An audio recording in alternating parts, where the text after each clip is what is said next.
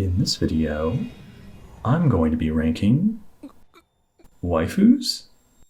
唐突だけど、カニエ聖也君、次の日曜日、私と遊園地に行かない？それはつまりデートの誘いなのか？ええ。断れば殺すと。その通りよ。返答を。いや、急にそんなことを言わ。I'll admit, I never expected to make a video about something like this. Out of all the requests you guys left me, this one might have just been the most ridiculous. But with the top 3 comments all voting for the waifu tier list, I didn't really have a choice in the matter. It's a conspiracy. That's what it is! A conspiracy! Since this video topic was very susceptible to personal bias, I needed to develop a way to rank each waifu as objectively as possible. So let me discuss my approach before we begin. Nice angle. First, I needed a clear definition of what a waifu was. Some people will say it's any female character they find attractive, while others will say it's their true love. However, I chose to go by the definition used in Azumanga Daioh, because this is the anime where the term originated. なんだ？女の人の写真。綺麗な人やな。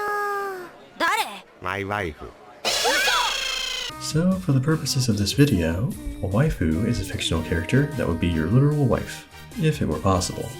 So, with the definition of waifu now meaning wife, the question now became, what is the ideal wife like? Or more specifically, what qualities characterize the ideal wife? Now, I tried doing some research on the topic, but the answers to that question seemed to be all over the place.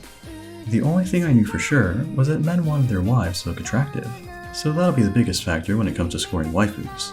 However, I understand there's more to a waifu than just her looks, so I'm going to pick 2 other qualities I think are reasonable for most men to want in their wives. The first one is loyalty. When it comes to marriage, there's a pretty big implication that the man is turning the woman into his wife, so he'll stay by his side through thick and thin. If you've ever heard the classic wedding vows, where the couple promises to stay together till death do us part, then you'd know loyalty and marriage go hand in hand. So when ranking each character, loyalty will be one of the deciding factors. And the second quality I'll be using is kindness. I think most men would agree. If you're going to spend the rest of your life with someone, you'd want that someone to be kind to you. Someone who cares about your well-being and has good intentions, you know? So each character's capacity for kindness will be factored in when determining what tier they should be assigned. Speaking of tiers, let's go over what the tier list looks like, and the process I'll be using to sort each character. So there are 5 tiers I think are pretty self-explanatory.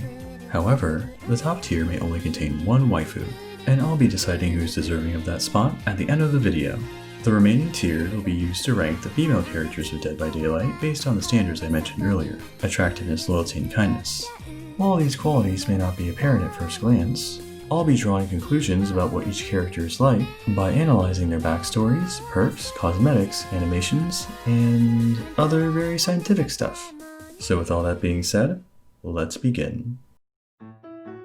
Our first waifu is Claudette.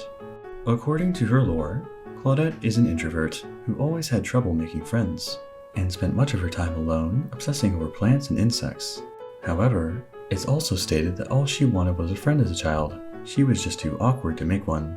This leads me to believe she would be a loyal waifu, and value any friends or lovers she might have. She also seems kind-hearted, as she cares deeply for wildlife and other survivors in trial, as implied by her perk empathy.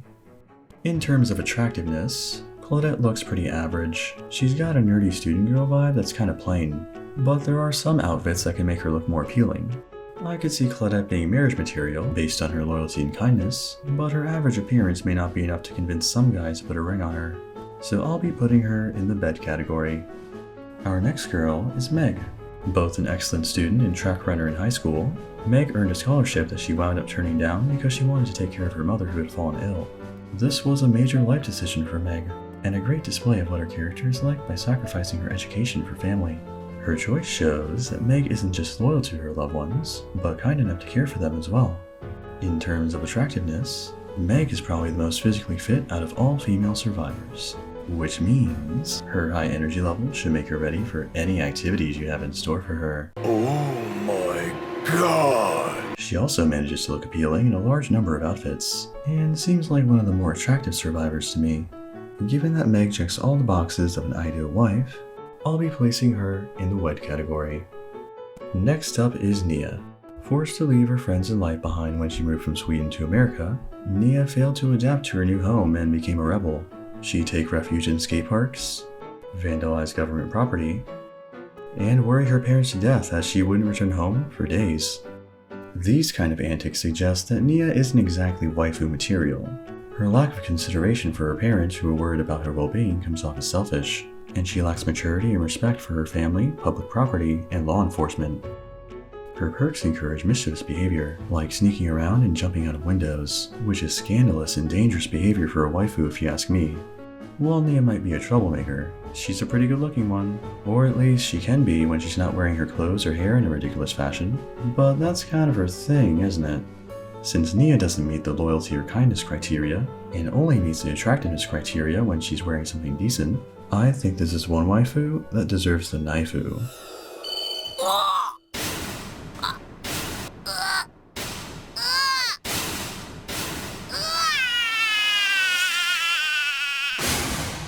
Rest in peace, Nea. Up next is Feng. Now, I'll be honest, Feng's backstory doesn't offer many hints regarding what her personality is like. It's clear she's ambitious and she did manage to get accepted by an esports team, but aside from that, all it really says is she's a video game addict who pushed herself too hard and wound up succumbing to her self-destructive habits. It does mention she was worried about disappointing her fans and parents, which probably means she cares about them, but the emphasis of the story is mostly about her rise and fall from glory. It might be worth noting that after she started losing confidence in her abilities, she began visiting bars and waking up in places she couldn't remember. Not only does that imply she drowned her sorrow in alcohol, but she might have hooked up with guys as well. Now, that doesn't sound like waifu material to me, but she is pretty cute physically, and most of her cosmetics complement her well. So while Feng checks the box for attractiveness, her kindness and loyalty are big question marks, and her inability to control her addiction and tendency to rely on alcohol and potentially hookups to deal with her problems makes Feng seem like she's too unstable for a marriage.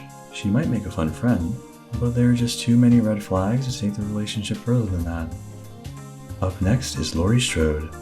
Laurie is a pretty average teenager. She goes to school, has friends, and family she cares about, and just wants to live a normal life. She's also an introvert and works as a babysitter, which sounds like a great combination for a stay-at-home waifu. She's also courageous and resourceful, as seen in her many brushes with death against her psychotic older brother. Laurie seems like the type of girl who'd be both loyal and kind to her family, and protect them if they ever got into trouble. As for her physical appeal, Laurie's Dead by Daylight depiction comes off as a more serious character, and doesn't exactly strike me as cute or hot, but she's not bad looking. So while Laurie seems like she fit the role of a kind and loyal wife, I'm conflicted about her attractiveness. I think I'll stick her in the bed category, but I would understand arguments for the wed category as well. Our next girl is Kate Denson.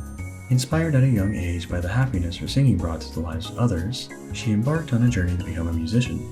Her intention was never to become rich or famous. She simply wanted to help people forget their worries through her music. She'd hit the road in a battered old truck to meet fans and new friends, but never forgot to return home to give back to the community that helped her when she was just an aspiring artist.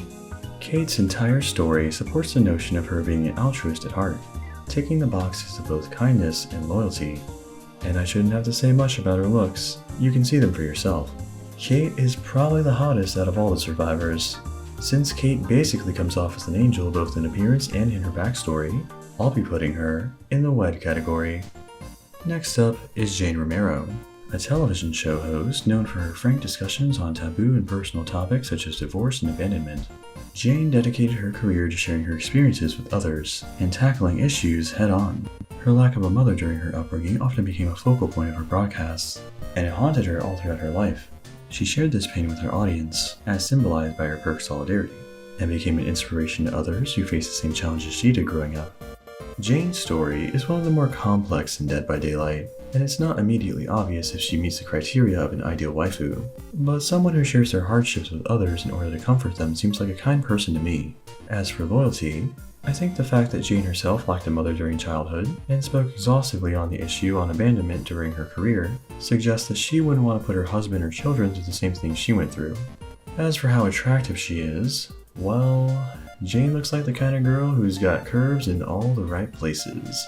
She does have a bit of fluff on her, but some guys are into that, so I won't judge. Jane seems like she meets the criteria for kindness and attractiveness for the ideal waifu, with loyalty being implied through her own mother being absent during childhood, so I'll be putting her in the wed category. Our next girl is Nancy Wheeler. Nancy is a diligent high school student, whose powerful observational skills commonly earn her the title of detective. These skills were put to the test when her best friend Barbara went missing. While Nancy managed to discover what happened to her, she felt incredibly guilty about her best friend's fate, and eventually set out to secure justice. Nancy's other relationships include her siblings and parents, most of which she's on good terms with, and her romantic relationships, one of which fell apart, but the other is still going. Nancy's history seems to support the notion that she's both loyal and kind to her loved ones. She did everything she could to discover the truth behind her best friend's death and avenge her, and she stayed exclusive in both of her relationships. Now, in terms of attractiveness, and this is going by her Dead by Daylight depiction, Nancy looks kind of average. She doesn't have Meg's tight body, Kate's angel face, or Jane's curves, and her animations seem pretty rigid and stiff. So she winds up coming across as rather plain. Not bad looking, but nothing special either. Nancy's adventures with her friend show that she can exhibit both loyalty and kindness, but her appearance in Dead by Daylight is rather average, so I'll be putting her in the bed category. And our last girl is Yui Kimura. From a young age, Yui loved racing and aspired to go professional. However, her father would not support her ambition and kicked her out of their home. Taking matters into her own hands, Yui resorted to participating in street races and found great success, which resulted in her becoming notorious for her racing skills. This attracted loyal followers, but also a stalker. She found him in her apartment one night, and after a brief but violent struggle, managed to subdue him. But she suffered trauma that wound up with her in the hospital. However, with the financial support of her gang, she managed to recover, and vowed from that moment onwards to use her winnings from races to help women in need. Yui's story paints her to be a kind and loyal character. She dedicated herself to a cause that helped others, and stayed true to her gang and her promise even after her fame and influence grew. Now, as for her attractiveness, Yui strikes me as one of the hotter survivors. She seems like she's in great shape from all the racing she does, and she's got a pretty face on her. But any outfit besides her default one seems to work against her in one way or another.